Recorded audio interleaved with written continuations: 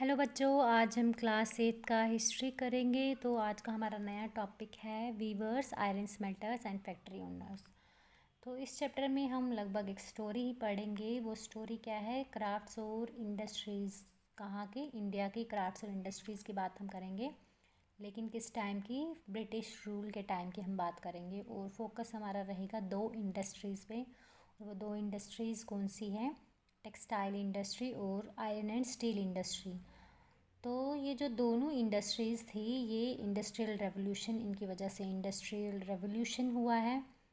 तो क्या था, 19th सेंचुरी में लगभग ब्रिटेन में क्या था, वहाँ पे मैकेनाइज्ड प्रोडक्शन हुआ कॉटन टेक्सटाइल्स का। मतलब मशीनों के थ्रू प्रोडक्शन होने लगा कॉटन टेक्सटाइल का।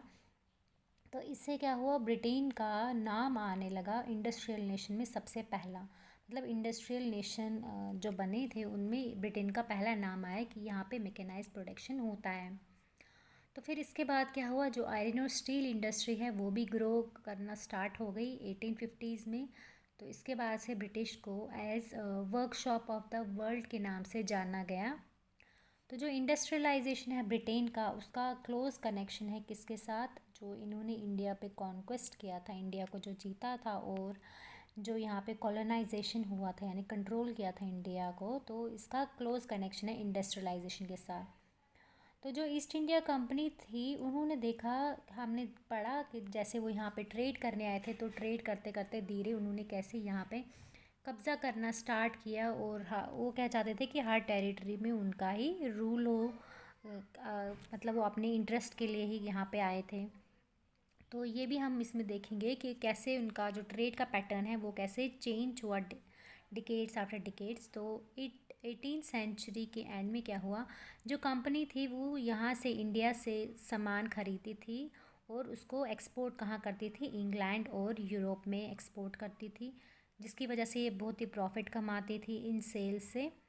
तो जो इंडस्ट्रियल प्रोडक्शन का ग्रोथ हुआ, तो इससे क्या हुआ, जो ब्रिटिश प्रोडक्ट्स ब्रिटिश इंडस्ट्रियलिस्ट थे, उन्होंने क्या देखा कि इंडिया में इसका वास्ट मार्केट है उनके प्रोडक्ट्स का।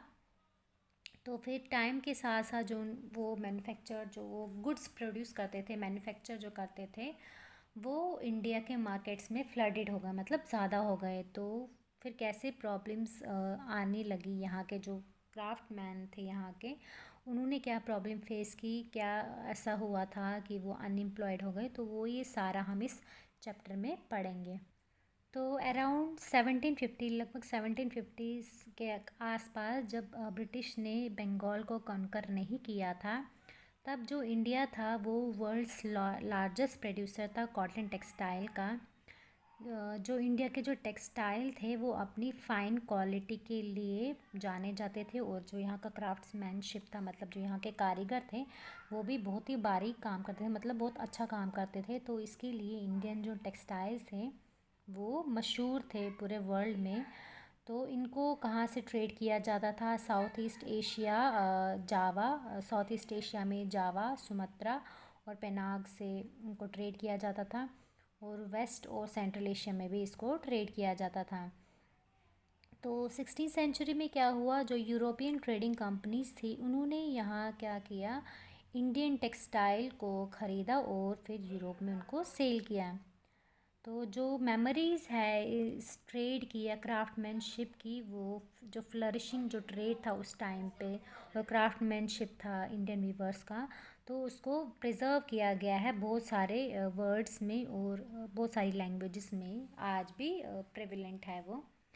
तो इसमें है पटोला, जो एक पटोला जो है वो उसको वीव किया जाता था सूरत, अहमदाबाद और पटन में। तो इसकी वैल्यू बहुत ज़्यादा थी इंडोनेशिया में। फिर बाद में ये क्या बन गया, इंडोनेशिया में जो इसकी वैल्यू थी बहुत ज़्यादा, तो वहाँ का ये एक हिस्सा बन गया, उनका लोकल वीविंग ट्रेडिशन उनका ये बन गया पटोला। तो जो यूरोपियन ट्रेडर्स थे उनका पहला इनकाउंटर कब हुआ था? फाइन कॉटन क्लॉथ के साथ। जो यहाँ का इंडिया का जो फाइन कॉटन क्लॉथ, मतलब इनको यूरोपियन ट्रेडर्स को कब पता लगा कि यहाँ का जो कॉटन क्लॉथ है वो फाइन है, वो तब जब अरब के मर्चेंट्स जो थे उन्होंने मसूल जो आज के टाइम पे इराक में है वहाँ पे ये फ़ाइन कॉटन क्लॉथ लाया था। तो यूरोपियन ट्रेडर्स ने वहीं पे देखा, तो उन्होंने क्या बोला, जितने भी ये फ़ाइन वूवन टेक्सटाइल्स है तो उन्होंने उसका नाम रखा, मुस्लिन रखा नाम।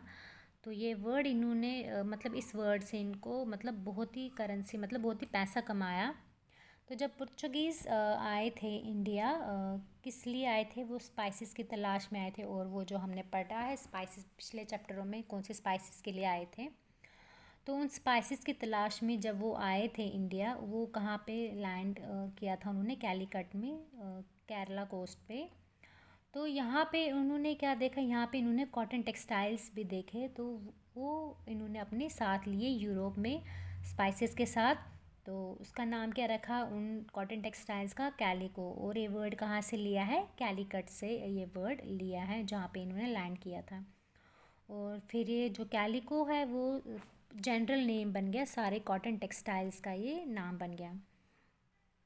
और भी ऐसे बहुत सारे वर्ड्स हैं जो मतलब पॉइंट आउट करते हैं कि जो इंडियन टेक्सटाइल्स थे उस टाइम पे उनकी कितनी पॉपुलैरिटी थी वेस्टर्न मार्केट्स में। तो आपकी बुक में पेज फिगर इसी चैप्टर में फिगर 3 दिया है, उसमें ऑर्डर बुक दिया है इंग्लिश ईस्ट इंडिया कंपनी का। उन्होंने क्या किया था, ऑर्डर बुक बनाया था उन्होंने, वो ऑर्डर बुक अपने मतलब वो पेज दिया है उस ऑर्डर बुक का, तो वो उन्होंने सेंड किया था अपने रिप्रेजेंटेटिव्स को कलकत्ता में 1730 में। तो उस ऑर्डर में क्या लिखा है, उस ऑर्डर में 1730 का जो साल था उस ऑर्डर में उन्होंने बताया है कि लगभग उन्होंने 5,89,000 पीसेस जो थे क्लॉथ के वो ऑर्डर किए थे। तो उसमें वैरायटी दी है, लगभग कॉटन और सिल्क क्लॉथ की 98 वैरायटीज़ थी। तो उनको कॉमन नाम से मतलब उनका उन जो पीसेस ऑफ क्लॉथ थे उनका कॉमन नाम क्या रखा था, पीस गुड्स नाम रखा था। तो वो यूजुअली क्लॉथ होते थे जो वूव किए जाते थे, और वो लगभग कितने उसमें थे, उनका 20 यार्ड्स वो लॉन्ग थे, लंबे थे, और 1 यार्ड वाइड थे। ये उनकी लेंथ थी उन कपड़ों की। तो वो जो ऑर्डर इस बुक में दिया है, तो ये बताया है कि वो जो ऑर्डर है ये ऑर्डर लगभग 2 साल पहले एडवांस में ऑर्डर करना पड़ता था, क्योंकि उस टाइम पे ये जो ऑर्डर थे वो, हाँ, तो वो ऑर्डर 2 साल इसलिए पहले ऑर्डर करने पड़ते थे क्योंकि उस 2 साल में वो जो कपड़े हैं वो वूव करने पड़ते थे, फिर उनको ब्रिटेन में भेजना पड़ता था। फिर एक बार जब वो लंदन पहुंचते थे फिर उनको ऑक्शन में रख दिया जाता था और फिर उनको बेच दिया जाता था। तो अलग अलग वैरायटी के हमने आप देखोगे उस बुक के पेज में अलग अलग वैरायटी के कपड़े थे उस टाइम पे। तो उनमें जो पीसेस थे जो बल्क में ऑर्डर किए थे वो थे कॉटन, जो कॉटन के क्लॉथ किए थे बल्क में ऑर्डर, वो थे चिंट्स, कोसास और खासा और बंदना। तो ये जो है जो चिंट वर्ड है, ये सॉरी चिंट्स वर्ड जो है वो वर्ड वो कहाँ से लिया है, चिंट वर्ड से, जिसका मतलब है ये एक कपड़ा होता था जिसमें क्या डिज़ाइन होते थे, फ्लावरी डिज़ाइन होते थे और कलरफुल छोटे छोटे कलरफुल डिज़ाइन होते थे, फूलों के पैटर्न होते थे इसमें। तो इसी तरह से जो बंदना है उसका मतलब है कि ये एक ब्राइटली कलर्ड होता था और प्रिंटेड स्कार्फ होता था, या तो नेक पे लगाया जाता था या हेड पे। तो ये कहाँ से टर्म लिया गया है, बांधना वर्ड से, मतलब टाई और डाई, पहले टाई करना पड़ता था, डाई करना पड़ता था, तो ये इस वर्ड से लिया गया है। तो इसमें एक वर्ड है जामदानी, भी एक वर्ड है, वो एक फाइन मुस्लिम क्लॉथ होता था, उस पर डेकोरेटिव मोटिव्स बनाए जाते थे, वो वूव किए जाते थे लूम पे, और किस कलर में यूजुअली किए जाते थे, वूव ग्रे और वाइट कलर में। तो इसमें कॉटन और गोल्ड थ्रेड यूज़ किया जाता था, मिक्सचर इनका यूज़ किया जाता था। तो इसका पिक्चर भी आपकी बुक में दिया है। और तो बंदना जैसे मैंने अभी बोला, बांधना, तो ये हिंदी वर्ड इसका मतलब हुआ टाइंग। तो इसमें भी अलग अलग ब्राइटली कलर्ड क्लॉथ होता था, ये टाइंग और डाइंग के लिए यूज़ होता था। तो और भी बहुत सारे क्लोथ्स इस ऑर्डर बुक में दिए हैं, जैसे कासिम बाज़ार, सॉरी, बहुत सारे क्लोथ्स इस ऑर्डर बुक में दिए हैं और उनके साथ में दिया है कि उनके प्लेसेस ऑफ ऑरिजिन, मतलब वो कहाँ से लाए गए हैं, जैसे कासिम बाज़ार, पटना, कलकत्ता, उड़ीसा, चारपुरा। तो ये सब उस ऑर्डर बुक में दिया गया है।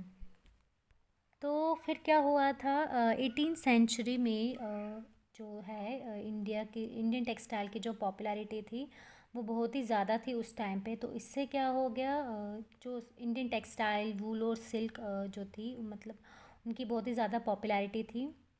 तो जो इंग्लैंड के जो थे, इंग्लैंड के जो ट्रेडर्स थे, तो वो इस कंपटीशन को मतलब फेस नहीं कर पाए थे, क्योंकि उनको पता था कि जो इंडियन टेक्सटाइल्स है उनकी बहुत ही ज़्यादा पॉपुलैरिटी है। तो इन्होंने क्या करवाया, 1720 में ब्रिटिश गवर्नमेंट ने एक लेजिस्लेशन पास किया, जिसमें इन्होंने बैन किया जो प्रिंटेड कॉटन टेक्सटाइल था, चिंस जो इंडिया का था, उसको बैन करवाया गया। तो इस एक्ट का नाम क्या रखा इन्होंने, कैलिको एक्ट। और कैलिको क्यों रखा था, क्योंकि कैलिको कॉटन, जो जितने भी टेक्सटाइल, उनको जनरली कैलिको ही बोला जाता था, तो इसलिए कैलिको एक्ट रखा था इसका नाम। तो लेकिन जो ये क्या करते थे, जो इंग्लिश ट्रेडर्स थे, वो मतलब वो तो एक तो compete नहीं कर पाए इंडियन टेक्सटाइल के साथ, लेकिन वो क्या करते थे, उन्होंने जब बैन करवाया तो उन्होंने बोला कि अब हम अपनी टेक्सटाइल्स यहाँ पे खुद ही बनवाएंगे, मतलब खुद ही यहाँ पे करेंगे प्रोड्यूस। लेकिन जो यहाँ के जो इंडिया के डिज़ाइंस थे वो इन्होंने अब इमिटेट करना शुरू किया। और वो तो इन्होंने इमिटेट तो किया, और लेकिन जो यहाँ इंडियन डिज़ाइंस है वो इमिटेट किस पे किए, वाइट मुस्लिन क्लॉथ पे, या जो अनब्लीच्ड इंडियन क्लॉथ होता था, जो प्लेन होता था, उस पे प्रिंट करवाते थे और इमिटेट करते थे इंडियन डिज़ाइंस। तो जो इंडियन टेक्सटाइल्स के साथ जो कंपटीशन था, तो इसकी वजह से क्या हो गया, इंग्लैंड में टेक्नोलॉजिकल इनोवेशन में, मतलब वहाँ पे क्या हो गए, टेक्नोलॉजी भी डेवलप होने लगे। 1764 में स्पिनिंग जेनी इन्वेंट हुआ, और वो किसने किया, जॉन केई ने, जिसकी वजह से जो ट्रेडिशनल स्पिंडल्स हैं उनकी प्रोडक्टिविटी भी बढ़ गई। और फिर स्टीम इंजन का भी इन्वेंशन हो गया। तो वो इन्वेंशन किसने किया, रिचर्ड आर्क वॉट ने 1786 में। तो इससे क्या हो गया, कॉटन टेक्सटाइल वीविंग जो है वो रेवोल्यूशनाइज हो गया। जो थे अब कपड़े जो होते थे वो अब इमेंस क्वांटिटी में प्रोड्यूस होने लगे और चीप भी होने लगे, क्योंकि मशीन्स के थ्रू बनते थे, तो फिर वो इमेंस क्वांटिटी में बनते थे। तो जो यूरोपियन ट्रेडिंग कंपनीज थी, जैसे कि डच हो गई, फ्रेंच हो गया और इंग्लिश हो गया, तो इन्होंने क्या किया, अब बहुत ज़्यादा प्रॉफिट कमाना शुरू कर दिया इस फ्लरिशिंग ट्रेड से। तो ये कंपनी कॉटन और सिल्क टेक्सटाइल इंडिया से ख़रीदते थे, फिर लेकिन इंपोर्ट क्या करते थे, सिल्वर इंपोर्ट करते थे ये। लेकिन जब इन्होंने बंगाल पे कॉन्केस्ट किया, मतलब बंगाल को अपने अंडर कर लिया, इंग्लिश ईस्ट इंडिया कंपनी ने जब बंगाल पे पॉलिटिकल पावर गेन किया, तो फिर इनको वहाँ से इंग्लैंड से पैसा नहीं मंगाना पड़ता था यहाँ के टेक्सटाइल ख़रीदने के लिए, क्योंकि यहाँ से इनको रेवेन्यू मिल जाता था। कभी पीजेंट से लेते थे, ज़मींदार से लेते थे, जो इनको रेवेन्यू कलेक्ट होता था, तो उसी से वो इंडियन टेक्सटाइल ख़रीदते थे। तो आज के लिए इतना ही, इसके आगे हम कल कंटिन्यू करेंगे। Thank you.